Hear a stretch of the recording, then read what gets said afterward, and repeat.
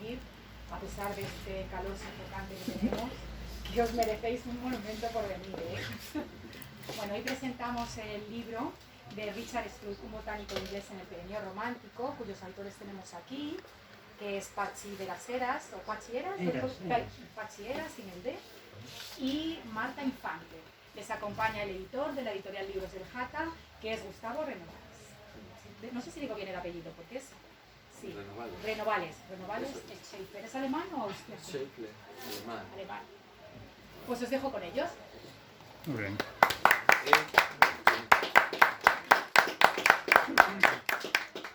Muchas gracias, Ángela. Gracias a vosotros por Y muchas gracias también a Verónica por cedernos este espacio, vuestra bienvenida para presentar este libro y la editorial de Libros de Jata, y también, bueno, pues para venir a hablar de libros, que es lo que nos une, yo creo, con vosotras. Bien, Marta y yo vamos a hablar del libro de Spruce en el Pirineo romántico, un viaje de un botánico inglés a mediados del siglo XIX. Y luego dejaremos también un tiempo para que Gustavo pues hable de la editorial y de los libros y las numerosas obras que ya ha publicado. Bien, el libro está estructurado como en 3 partes. Bueno, no sé si queréis coger alguno para así ir viendo. Pasa alguno por ahí. Así es más fácil para que podáis hacer un idea de qué va el libro. El libro tiene, como he dicho, está estructurado en 3 partes. Una primera parte es una introducción de dónde nació Richard Spruce, que nació en un pueblecito de Yorkshire, en el norte de Inglaterra, y cómo fue naciendo la vocación botánica de este hombre. El título global de ese capítulo es Antes del Pirineo. El siguiente capítulo es el meollo del libro, es el relato del viaje botánico de 10 meses que Richard Spruce hizo a los Pirineos, sobre todo en el Pirineo francés. Hizo un par de incursiones en el Pirineo español, pero sobre todo fue en el Pirineo francés. Fue una estancia muy breve, de apenas 10 meses, pero la labor botánica que hizo fue muy fructífera. Esta parte lo que hicimos Marta y yo fue seguir un relato que dejó escrito el autor, Richard Spruce. Richard Spruce hizo pues, lo que hacemos todos los botánicos cuando hacemos un estudio, que es hacer un trabajo científico, publicar un artículo científico, que eso no tiene interés más que para los especialistas, porque bueno, viene a ser como un listado de teléfonos de los musgos y las hepáticas del Pirineo. Pero afortunadamente, Richard Spruce hizo una cosa que no se suele hacer, que no solemos hacer los botánicos, que es escribir un relato de su viaje, en el que va detallando las diferentes excursiones, los sitios que visitó, y entonces, bueno, eso constituye el hilo conductor del libro. La última parte del libro es después del Pirineo, que es cuando Richard Spruce regresa a Inglaterra y prepara lo que fue su aportación más importante en la vida, que fue un viaje a Sudamérica. Richard Spruce en 15 años atravesó Sudamérica de océano a océano, algo increíble. Recorrió en Amazonas, remontó al Río Negro, otra vez, siguió el Amazonas, cruzó los Andes, hasta el Pacífico en Perú y Ecuador. Y luego ya regresó a Inglaterra enfermo prácticamente incapacitado, y la última parte del libro es pues cuando regresa a Inglaterra y pues se dedica a escribir libros sobre palmeras, libros sobre las hepáticas de Sudamérica, manuales que son todavía de uso actual. Una cosa importante que tiene el libro es que he dicho que el hilo conductor fue ese relato de notas botánicas del viaje a los Pirineos, que escribí el propio Spurs. Pero cuando estábamos escribiendo el libro, aquello no iba bien, no tenía gancho, había demasiada botánica y poca anécdota. Y descubrimos que Richard Spurs tenía una guía de viaje. Una guía de viaje. Y enredando en internet, dimos con la guía. Era un librito que se llamaba Invierno y Verano en los Pirineos, de una inglesa que había ido al Pirineo francés con los balnearios, porque su marido estaba muy enfermo. Su marido había sido misionero en Madagascar y en Polinesia y había pillado en su familia un montón de enfermedades. Su mujer murió y él quedó tocado de COVID. Entonces ella, lo que era una escritora muy prolífica, lo que hizo fue escribir una guía de viaje para los turistas ingleses que iban a Francia, al sur de Francia, Pirineo.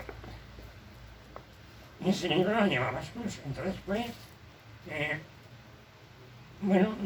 la sal le faltó al condimento, porque es un libro extraordinariamente precioso, muy bien escrito, con mucho detalle en las descripciones de paisajes, de la gente, de las costumbres de cómo era aquella Francia a mediados del siglo XIX, y eso fue lo que enriqueció el libro y lo hizo más ameno. La idea cuando escribimos el libro era que no fuera un libro solo de botánica, que no hubiera más de 3 o 4 páginas en las que solo hablásemos de plantas. De forma que hablamos de historia, de personajes singulares que Spurs se encontró en el Pirineo, allí, en su viaje, de cómo se vivía en aquella parte del Pirineo francés, en aquella época, y bueno, pues detalles de historia y de costumbres sobre todo.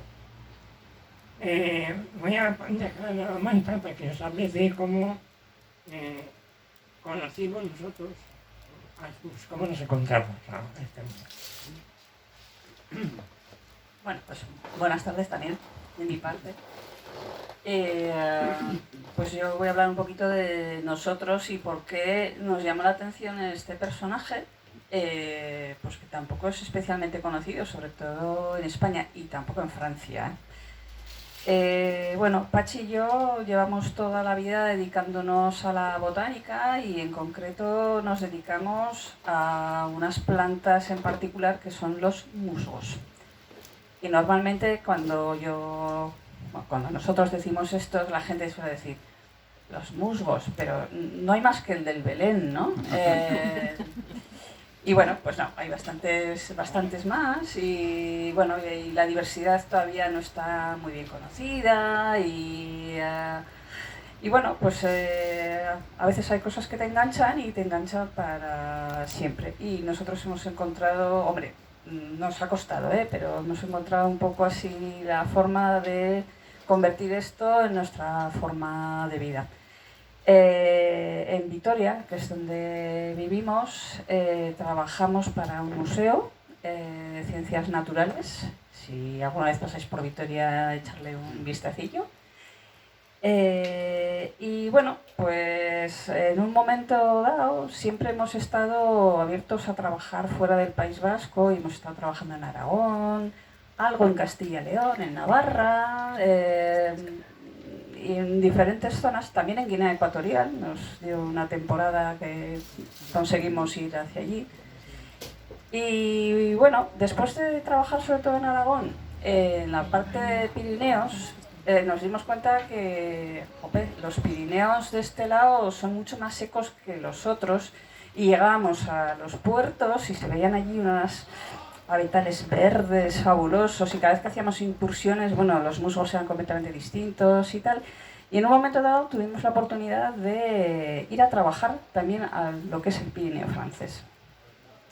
En concreto soy yo la que trabaja, bueno, la que tiene la relación laboral con el Conservatorio Botánico de Pirineos y Midi-Pyrénées, que es una antigua región de Francia. Los conservatoires son una red de instituciones que cubren toda Francia para estudiar botánica. Nosotros, en concreto, en el Conservatorio del Pirineo somos 50 personas que nos dedicamos a todo tipo de cosas de botánica, desde etnobotánica, tenemos una micóloga, tenemos un liquenólogo, tenemos varios botánicos y tenemos un apartado, me tienen a mí como brióloga, como para estudiar musgos, y tenemos también un departamento de conservación para montones de cosas, así que bueno, si alguna vez pasáis por Bañer de Vigor, que es donde tenemos la oficina, también echar un vistacillo, hay visitas guiadas los veranos. Entonces, bueno, pues cuando llegamos allí, y digo llegamos, aunque la relación laboral directa la tengo yo, pues Pachi siempre ha estado muy involucrado en lo que yo iba haciendo. Pues lo primero que tienes que hacer para estudiar una zona que todavía no conoces es ver quién ha estado estudiando cosas allí. Porque la ciencia no sale así de un día para otro y no empieza cuando tú llegas. Siempre ha pasado alguien antes que tú. Y resultó que encontramos a Richard Spruce, que ya nos lo habíamos tropezado un poquitín cuando estuvimos en Aragón. Y bueno, pues eso, encontramos que había hecho un viaje de 10 meses por la cordillera, realmente lo que es la cordillera central. Siento que los Pirineos estén tan alejados de la zona donde estamos, pero creo que hay mucha gente que se suele ir allí a hacer sobre todo montañismo y esquí y esas cosas. Bueno, pues Spruce se fue a estudiar musgos. A pesar de que los colegas franceses con los que contactó le dijeron: oye, no te vengas, que aquí esto no hay nada, o sea, la criptogamia no existe. Y a Spruce le pareció un poco raro y dijo: bueno, es igual, ya voy de todas. A nosotros nos llamó la atención que Spruce funcionara un poquito como nosotros actualmente. Cuando quieres hacer algún estudio científico, lo normal es tener que empezar a buscar financiación. Entonces, bueno, pues tienes que empezar a ver qué posibilidades tienes, quién te puede financiar, para qué. A Spruce le pasó lo mismo y terminó con la Sociedad Real Geográfica Británica, que fue la que le financió ese viaje. Spruce vino al Pirineo antes de que existiera la luz eléctrica, bueno, casi que los trenes, desde luego los trenes que le llevan al Pirineo no existían. Llegó en diligencia, a caballo, a pie. Una de las cosas bonitas que tiene el libro, que nos parece bonita, es que hacemos que recapacitemos sobre la forma de viajar de aquella época. Se describe cómo eran las diligencias, lo lentas que eran, que cambiaban de caballos. Y cuando había puertos, había veces que tenían que enganchar muelles y en el acto de enganchar y desenganchar los mulos y los bueyes, el carro, el carruaje, se iba para atrás. O sea, a veces se vivían experiencias tremendas. Entonces, bueno, será.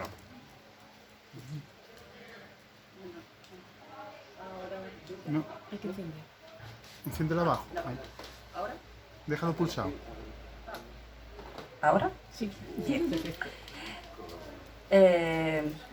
Bueno, pues nosotros empezamos a enterarnos de todas estas cosas y además, claro, lo de trabajar en los musgos de allí nos ha obligado a vivir a temporadas allí y bueno, pues pues se fue haciendo un poquito nuestra segunda casa y nuestra segunda sociedad, y vimos que aquello había cambiado mucho, y de hecho el Pirineo desde el siglo XIX hasta ahora, no sé si decir que ha empeorado, porque lo que se encontró Spruce en el XIX fue, vamos, una verdadera explosión de turismo, de casinos, de cultura, a cuenta de ir a hacer las aguas en los balnearios.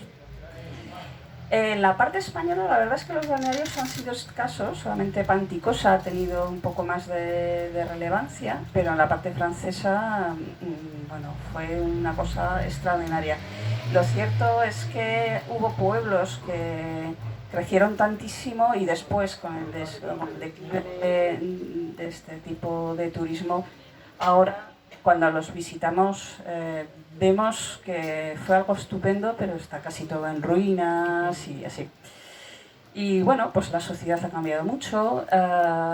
En el siglo XIX debía de haber una verdadera confrontación casi entre la población local y la población que venía, que eran reyes, que si nobles. Eugenia de Montijo estuvo alojada viviendo en el pueblo donde está el conservatoire durante mucho tiempo, la emperatriz de los franceses, que era de Granada ella, ¿no?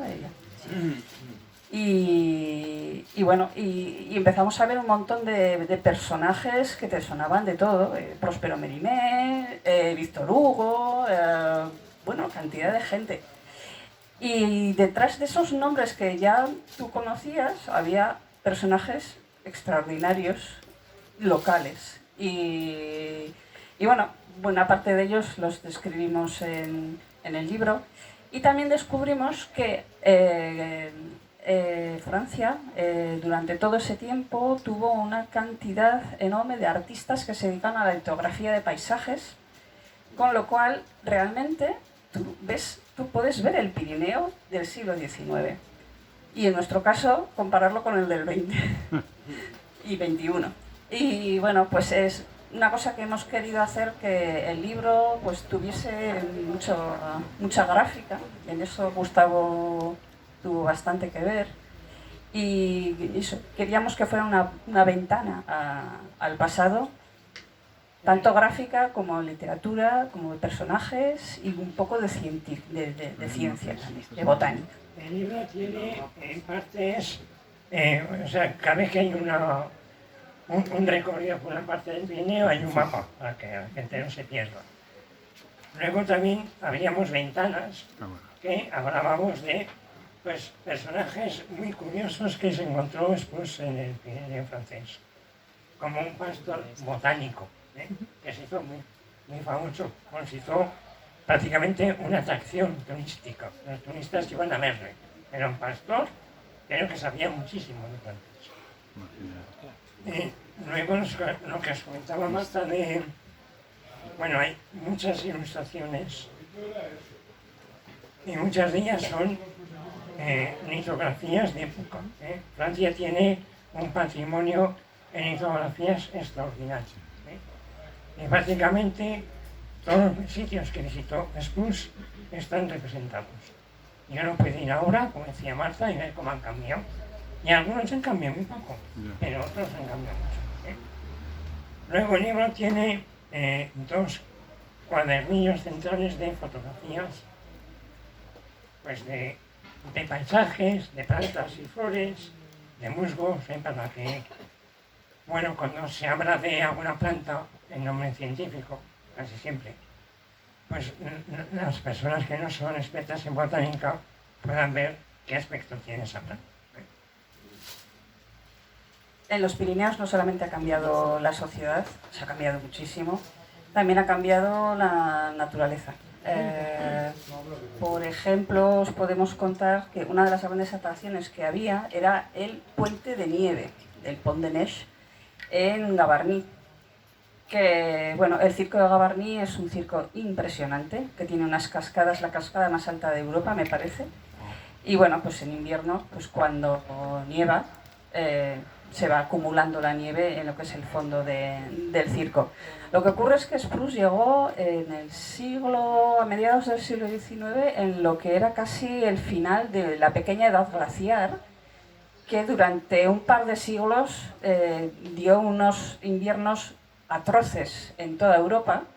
Y bueno, pues allí en Gavarnie nevaba, pero nevaba a lo súper bruto, el circo prácticamente se colapsaba, y cuando llegaba la primavera, la cascada lo que hacía era perforar la nieve acumulada en el fondo para hacer una especie de túnel, y entonces se creaba pues como un puente. Así que hay una foto fantástica de unas señoras así con su falda hasta los tobillos y tal, sacándose la foto encima del puente de nieve. Por cierto, vaya miedo con el calzado que tenían, lo de andar por aquellos sitios, como se andaba. Pues una de las cosas que ha cambiado es que el puente de nieve hace ya décadas que no se forma. No se forma. No hay suficiente nieve como para que se acumule lo suficiente y perdure lo suficiente como para hacer eso. Así que bueno, el Pont de Neige lo hemos perdido. Los glaciares, la verdad es que se están retirando a una velocidad extraordinaria. Lo cierto es que cuando estuvo Spruce había unos 50 glaciares más o menos. Ahora pues eso, creo que andamos por 18, 19, y la verdad es que glaciares ya con lengua, de esto que nos han contado en el colegio, que del hielo que se mueve y tal, pues creo que hay uno. Todo lo demás se ha retirado la lengua, queda el nevero, así que ahora en el conservatorio uno de los proyectos que tenemos es ver cómo todo eso que ha liberado la nieve se va revegetando, a ver qué plantas llegan allí. Eso nos llevará unos añitos de estudio, me da la sensación. Y la verdad es que Spruce estuvo sobre todo en la parte francesa, y en la parte española simplemente entró 2-3 días en Panticosa, andando desde Coteret, y eso pueden ser, pues eso son lo menos 8 horas hasta el refugio Wallon, que entonces no existía, y luego hay que subir el puerto y luego bajar a Panticosa. Y eso lo hizo en una jornada. Se iba unos guías, pero el guía tampoco sabía muy bien por dónde había que ir, porque ahora vas por el Pirineo y es estupendo, porque todos los GRs y todos los PRs y todos los Rs están todos marcaditos y puedes ir con tu mapa y nada, tú sigues y no te pierdes. Pero entonces era distinto. Se necesitaba un guía local, y los guías locales a veces también excedían un poquito lo que, vamos, se sobreestimaban un poco. Y Spruce encontró en aquella excursión a unos contrabandistas aragoneses. Spruce hace una descripción de cómo iban vestidos fabulosa, vamos, así como los maños, pero como cuando vais a ver jotas aragonesas, pues igual, clavaditos. Solo que, bueno, pues estos morenos, renegridos, dice Spruce, y cargados con unas cosas como muy raras para hacer contrabando, que, bueno, pues eran botellas de vidrio vacías, paraguas de señora, bolsos de señora, toda una serie de cosas así raritas que luego, por lo menos en España, pues tenían como, por lo visto, muy buena salida. Entonces, bueno, pues fueron con estos señores, que fueron con los que pudieron franquear el puerto, bajaron a Panticosa, y en la bajada le dijeron, ¿nos llevaría usted estos paraguas y así esto?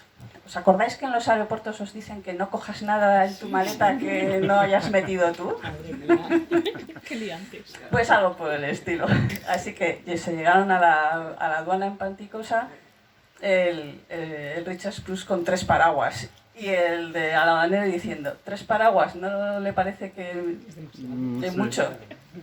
Y bueno, ya les liaron así, no, es que somos 3, mi compañero y el guía nuestro, es un paraguas por cabeza. Y eso fue una de las experiencias españolas. Y la otra fue entrar desde la zona de Bañers de Luchón a la base del Aneto. porque el Aneto, que es el monte más alto del Pirineo, está en España, cosa que a los franceses yo creo que les fastidia mucho.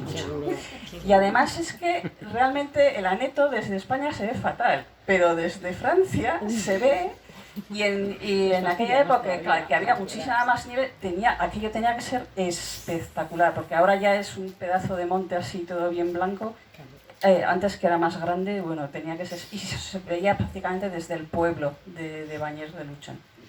Lo que pasa es que, claro, para subir al Aneto tenías que pasarte el Pirineo, subir el puerto de Benasque. Tiene más de 1000 metros de desnivel el puerto de Benasque. Bajar hasta más o menos como unos 1700 metros y volver a subir. Y eso lo hicieron pues en un día, en realidad, en una jornada, saliendo a las 5 de la mañana desde Baños de Luchón. Pasaron una noche en lo que ahora es el Hospice de France. Richard Spruce se queja que aquellas camas estaban demasiado llenas de biodiversidad, de las de 6 patas, y que allí no se podía dormir. Entonces, nada, al día siguiente ya se subieron al Port de Benasque, bajaron, se subieron a la Maladeta, no subieron al Aneto, no era posible para ellos, y ya bajaron a hospedarse donde más cerca tenían, que es el Hospital de Benasque, en la parte española. Allí también aquello estaba todo lleno de pulgas y no sé qué, vamos, que se metieron en la cama y con las mismas se levantaron y se pasaron toda la noche con el fuego allí, nada, tomando eso. Y además, la gastronomía española tampoco le dio muy buena impresión, porque habla de la sopa de ajo como que aquello era un grumo espantoso, no sé qué, pero que el guía que llevaban, bueno, que se la bebió con fruición y ¿no quieres más? Trae. Es que...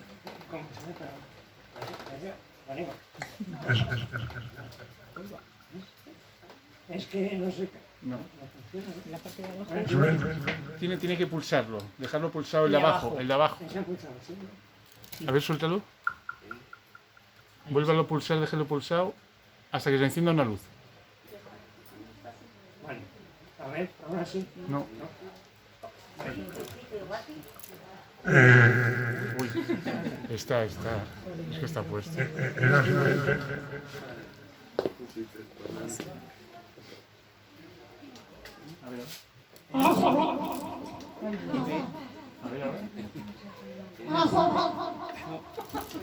Madre mía. Sí, no.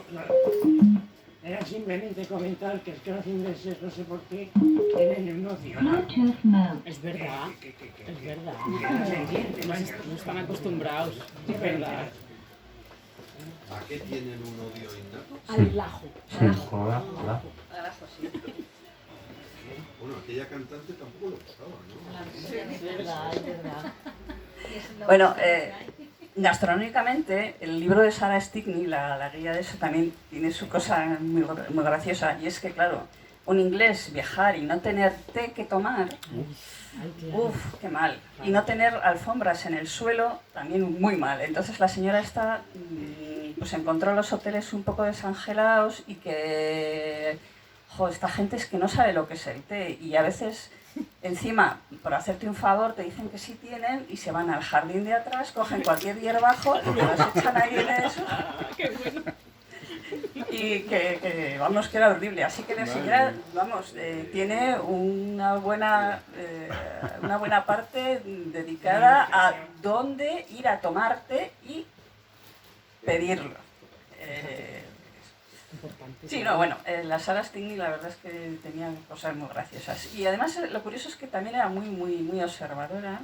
También tiene así un toquecillo feminista. Claro, pues en una sociedad rural como era la Pirenaica del 19, pues... a ver, las condiciones de vida son las que son, las señoras, pues... Sobrevivir y eso... envejecían pronto, decía que se le caían los dientes, no sé qué. Pero lo curioso es que, bueno, pues eso me temo que ha sido una cosa bastante normal en un montón de sociedades que estaban viviendo en condiciones muy duras, porque en las inquietudes de Santander, Pío Baroja tiene una parte de un capítulo en el que dice exactamente lo mismo de las vascas, que son las muchachas más bellas del mundo, pero que se estropean enseguida, que se les caen los dientes después del primer hijo Sí, y que ya empiezan a o el engordar octavo. y que más, no sé qué. Claro. Y es lo mismo que dice Sara Stiglitz de la sociedad pirenaica. Sí, hay cosas muy, muy curiosas. Bueno, igual le dejamos continuar para que... Si tenéis alguna pregunta... Pues sí.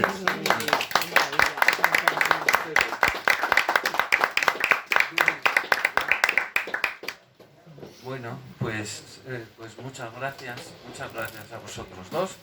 Bueno, y muchas gracias a todos, sobre todo a Ángela, Verónica Y Oscar. y Óscar, que nos habéis acogido aquí en esta librería en la que estoy encantado de haber conocido y de estar ahora. Muchas gracias.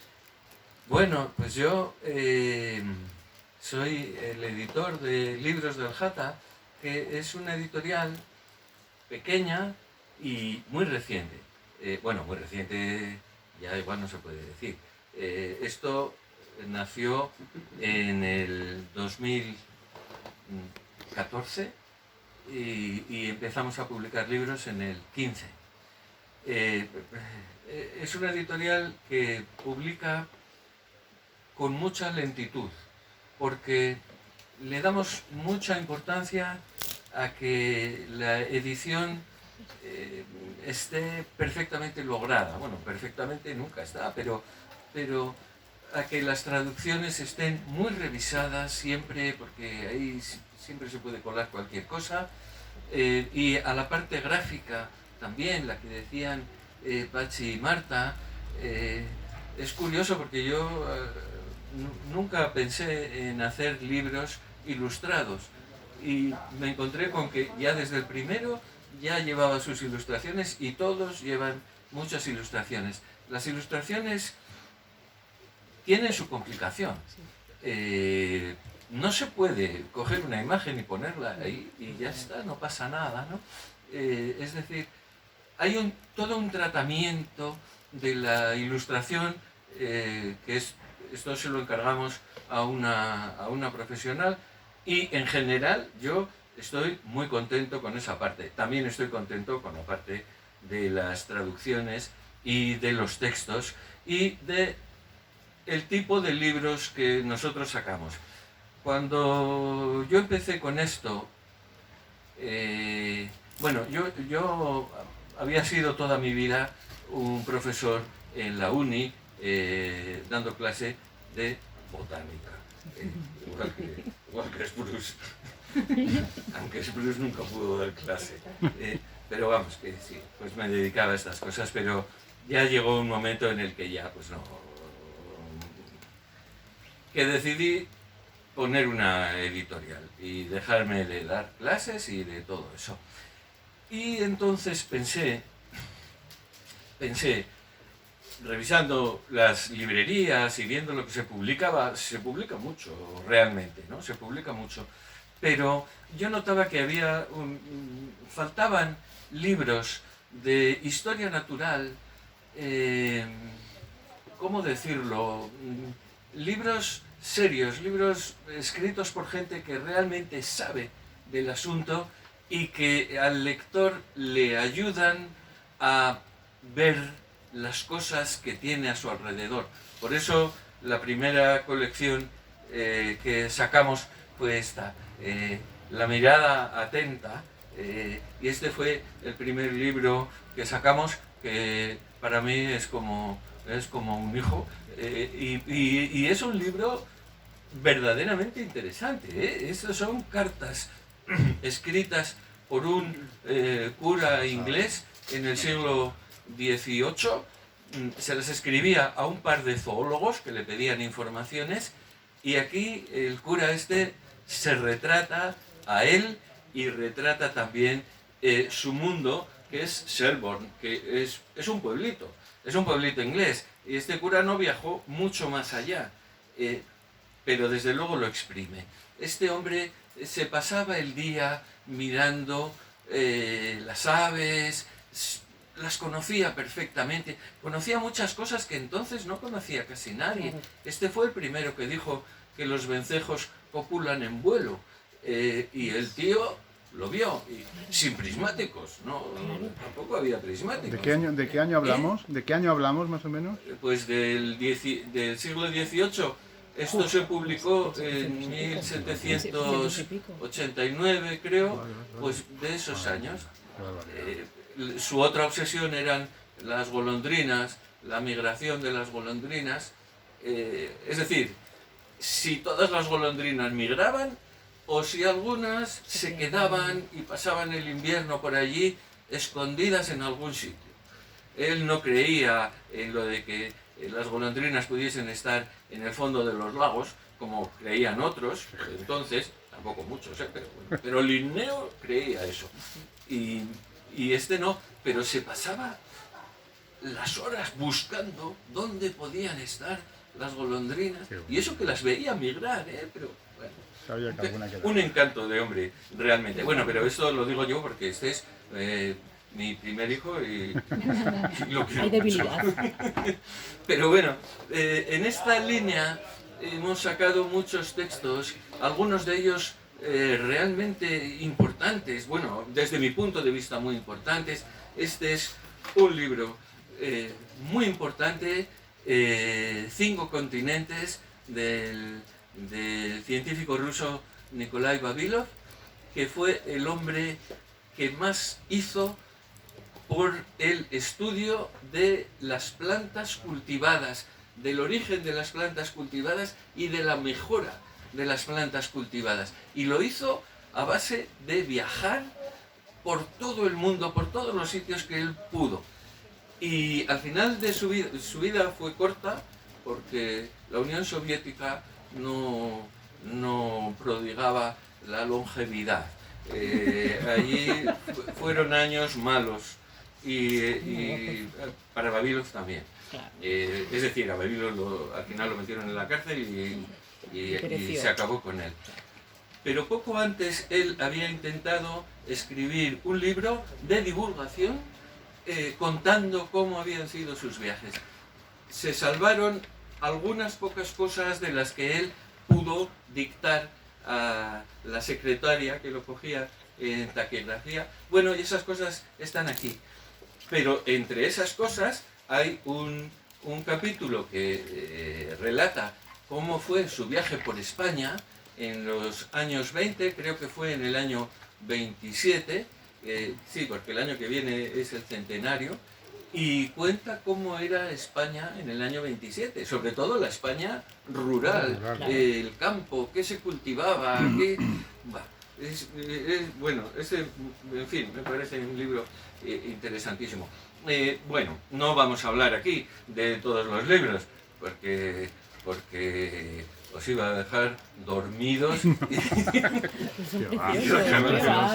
hablando solo, pero bueno, hay muchos libros, están en la línea de las plantas, por ejemplo, pues el de la planta. El de la manzana es muy curioso. El de la manzana es también un libro muy interesante de Juniper y Maberley. Juniper se ha muerto hace poco, pero Maberley sigue siendo un botánico muy importante. Ya está jubilado de botánico, pero sigue teniendo vara muy alta. Maberley es el que sacó el diccionario de las plantas. ¿Cómo se titula?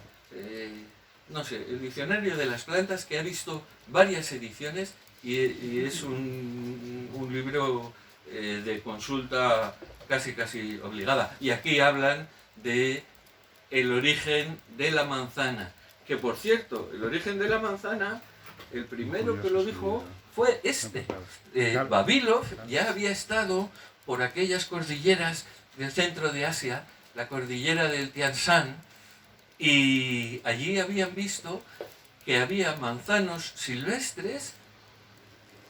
Aquí también hay manzanos silvestres, pero eran unas manzanitas así.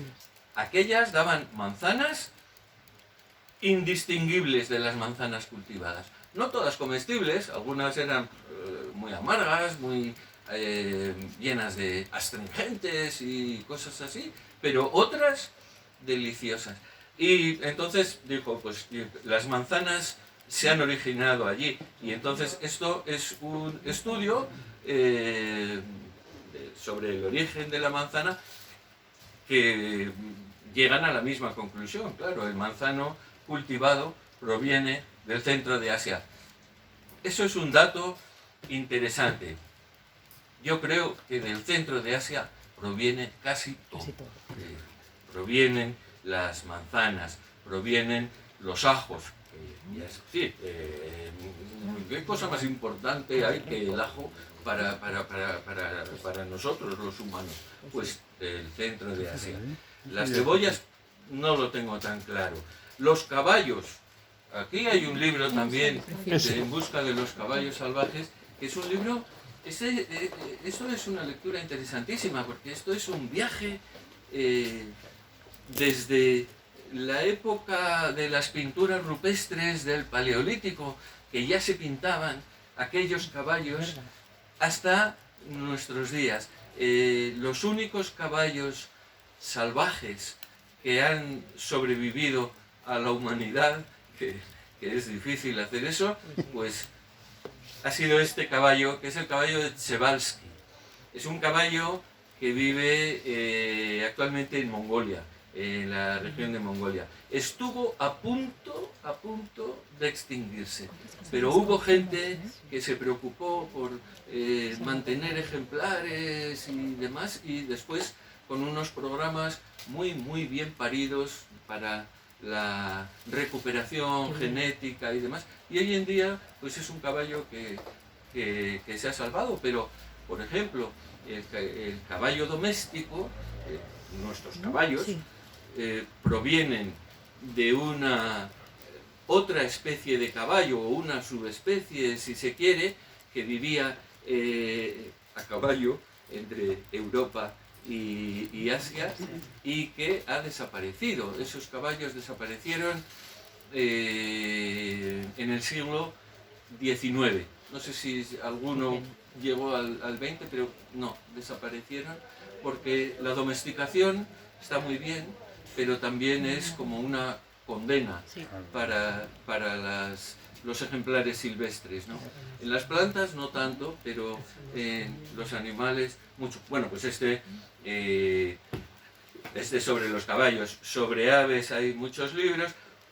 Tenemos algunos que podríamos decir que se dedican a la geología, que son libros maravillosos, muy poco comprendidos en general por el público, porque no les hacen ni caso. Pero este libro es una maravilla. Este libro es un relato de la historia de la Tierra contada a partir de un guijarro que este hombre encuentra en una playa.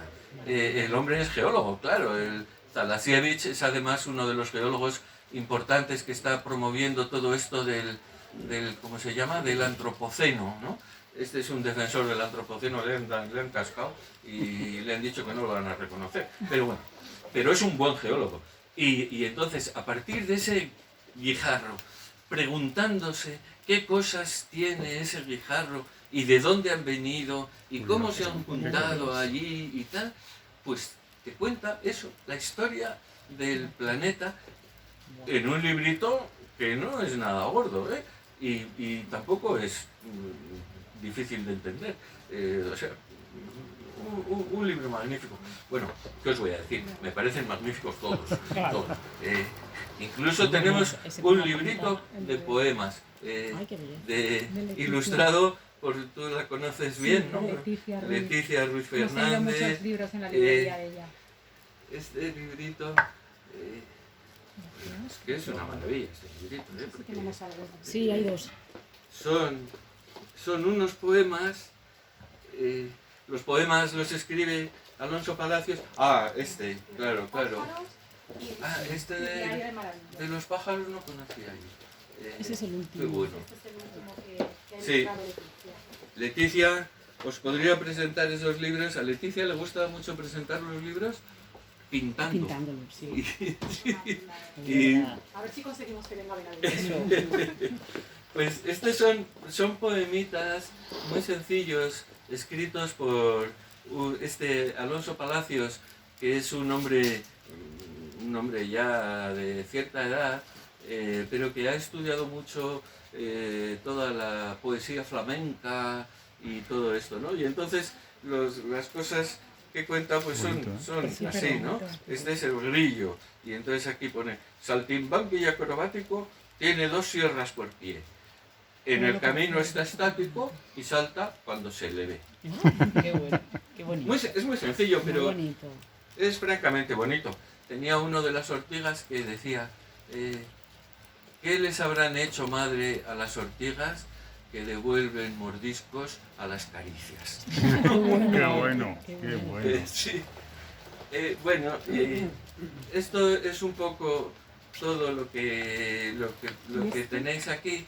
Y luego, Sin abuso de ¿eh? tú. Oh, y a mí este libro me encanta. Los compañeros ocultos de los árboles es un libro escrito por un entomólogo norteamericano en el que habla de todos aquellos organismos que viven alrededor de los árboles, que les ayudan a los árboles o que a veces les hacen fastidios a los árboles, los que atacan a los árboles y los que atacan a los que atacan a los árboles, y como los árboles les llaman a unos y a otros, y está todo ilustrado con unos dibujos. Y este hombre este sí que es profesor de universidad, debería dejarlo y dedicarse a la ilustración, porque son muy buenos, ¿eh? Y el libro es muy interesante. Hay gente que lo lee y dice, bueno, tiene unas láminas en color, son pocas, pero bueno, son muy ilustrativas. Hay gente que dice, yo después de leer este libro ya no me puedo sentar al pie de un árbol a leer un libro, porque no sé, Con todo lo que hay ahí. me van a salir por ahí, ¿no? Pero para la mayoría de la gente yo creo que es un descubrimiento, todos estos bichillos, cómo viven, las cosas raras que hacen. Bueno, el mundo este de los bichos pequeñitos es un mundo fascinante. Fascinante, como el de las plantas pequeñitas que casi no se ven, los musgos, los líquenes, los hongos, Todo eso. de los hongos que han descubierto ahora hace poco, que las micorrizas que forman los hongos, no las que forman con los árboles, con las setas, las que forman con el resto de las plantas herbáceas y demás. Ha habido unos señores que han tratado de cuantificar qué peso tenía eso en la biosfera, y es impresionante. Han llegado a calcular en los 15 primeros centímetros de suelo la cantidad de filamentos de hongos de este tipo que hacen simbiosis que existen. Miden, a mí ya se me ha olvidado, los miles de millones de kilómetros. Calculaban que era más o menos la mitad de la distancia hasta el centro de la Vía Láctea. Qué bestia, qué bestia. Esos honguitos de los que no se sabe casi nada, no sabemos ni siquiera cómo se reproducen. No se sabe. Bueno, pues todo este mundo a mí me parecía que era importante ponerlo a disposición de los lectores para, pues eso, porque todo esto te abre un poco el mundo, ¿no? De repente el mundo empieza a ser otra cosa distinta. Desde que vimos el eclipse ayer, o sea, hace nada, pues hombre, ahora ya el sol también nos parece otra cosa, ¿no? Y eso verdaderamente está muy bien. Al fin y al cabo, esa es la función de una universidad, y la función de una editorial es la misma. Y bueno, no os voy a entretener más para no... bueno, porque ha sido el penúltimo. El penúltimo, es verdad. Vosotros os interesaba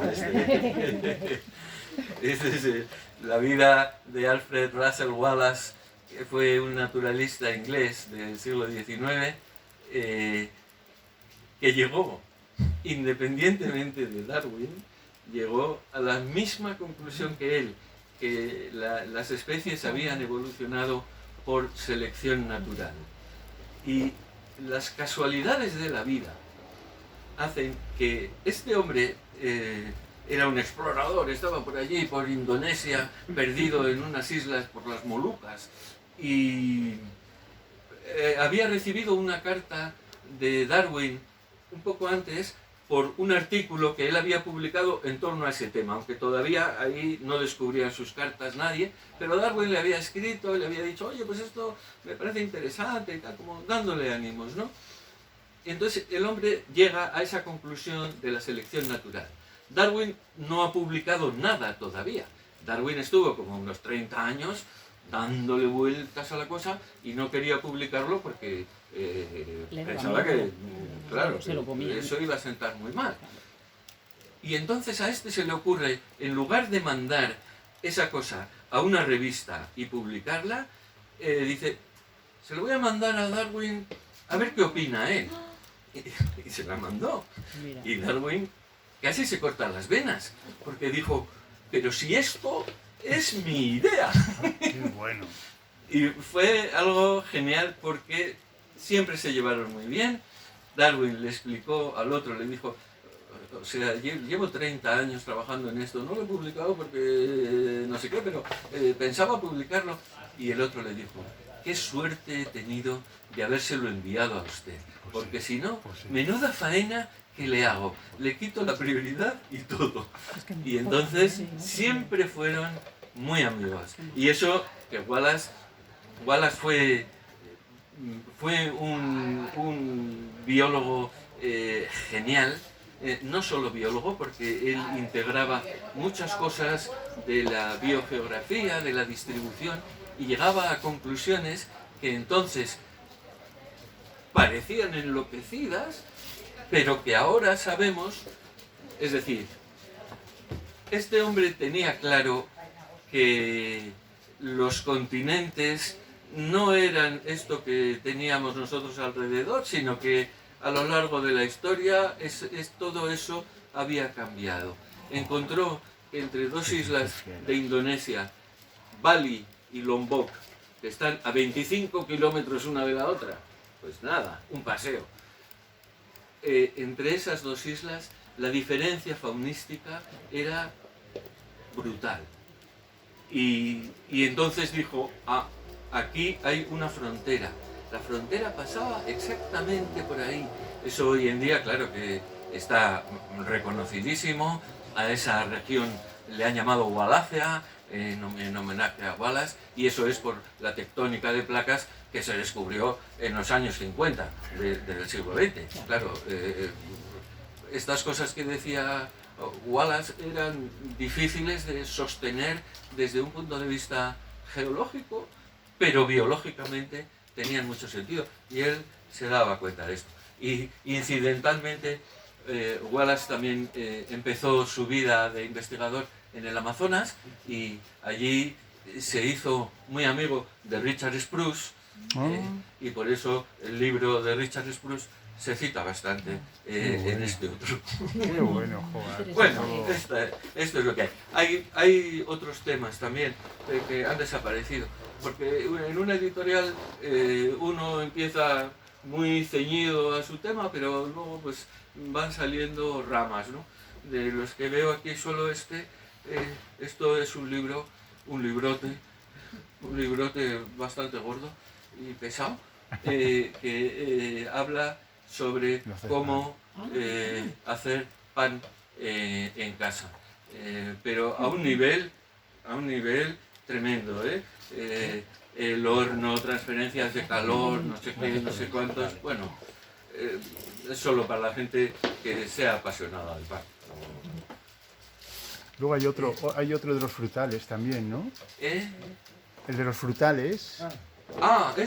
Sí, claro. Este es una historia, el autor es alemán y lo subtituló Una historia cultural de los huertos.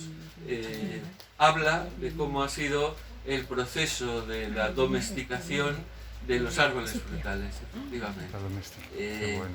Es un libro muy bonito, también muy ilustrado, No sé qué te decía aquí. de estas colmenas del siglo del XIV, ¿no? Del XVI, sí. Bueno, los frutales también son un mundo muy curioso. Desde mi punto de vista, específicamente la higuera. La higuera. Es un árbol maravilloso. O sea que cuando te dicen que estás en la higuera, realmente estás metido en asuntos No va mal la cosa. complicados. Bueno, no, os iba a decir que tenía unos de cine, pero los habéis tirado a la basura. Estos también son dos libros que se salen completamente del tema, ¿no? Son libros escritos por un cinéfilo que tratan de contar la historia del franquismo a través del cine, a través de las películas. Y están muy bien, están muy bien. Los rastros del imperio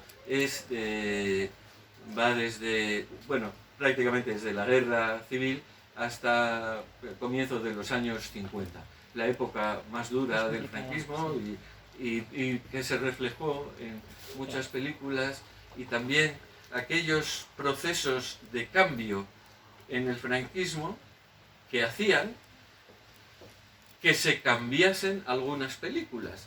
La misma película, aquella famosa, sí, la que el guión era de Franco, Hay razas. Raza fue una película que, vale, cuando Alfredo se hizo... Mayo era el protagonista, Alfredo Mayo, ¿no era? Sí, Alfredo Mayo, sí.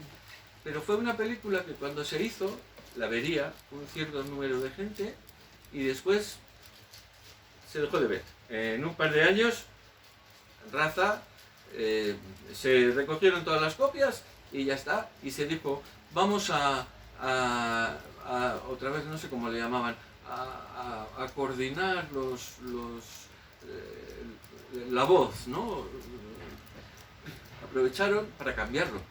Entonces, las cosas que en la película Raza eran claramente nazis, en la otra versión ya no eran nazis, eran solo anticomunistas. Esto se descubrió en los años 90, creo, 90, porque se encontró una copia antigua que se había escapado del sistema en la Alemania del Este. O sea, y cambiaban el doblaje. Se cambiaba el doblaje y cuando cambiaban el doblaje Eso es. cambiaban las Sí, ideas. se cambiaba y tal, pues antes era todo, no, sí, camaradas, no sé qué, y luego lo otro era, no, los comunistas. Sí. Y se descubrió de esa manera y de hecho se editaron las dos películas a la vez, pero muy poca gente ha visto eso. Bueno, son cosas. Esta gente del cine... Yo la vi hace poco y me llamó la atención, por mi caso particular, que bueno, yo he dedicado toda mi vida a la defensa de los animales y tal, Sí. y me llamó la atención una escena donde la madre pues les da un toque de respeto a los animales, a los niños. Pues les afea la conducta por haber perseguido un pájaro. Eso, me llamó claro, la atención que bueno, por la que curiosidad. sí. Bueno, era así. El segundo libro es, claro, la segunda parte que él quería haber hecho otra vez lo mismo, ya era inmanejable, porque hasta los 50 el número de directores de cine no era demasiado, pero a partir de los 60, 70, claro, hay muchísimos directores, muchísimas películas, y entonces él se centró en uno que era Pedro Lazaga, y le llamó Pedro Lazaga el cronista, porque efectivamente las películas de Pedro Lazaga, más desenfadadas y así, pero como que reflejan sociológicamente lo que era la sociedad en esos años. Pedro Lazaga, por desgracia, pues se murió en el 75, pero se murió de un infarto. Bueno, eso, nada, para que veáis a qué cosas nos dedicamos. Y muchísimas gracias, de verdad. Gracias. Y a vosotras, muchísimas gracias. Vale. Gracias.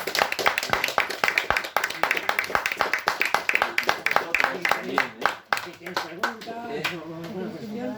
Si estáis interesados en alguno de los libros, están por supuesto a la venta. y a la disposición de ellos. Claro que sí. A la venta, todavía no hemos probado el alquiler.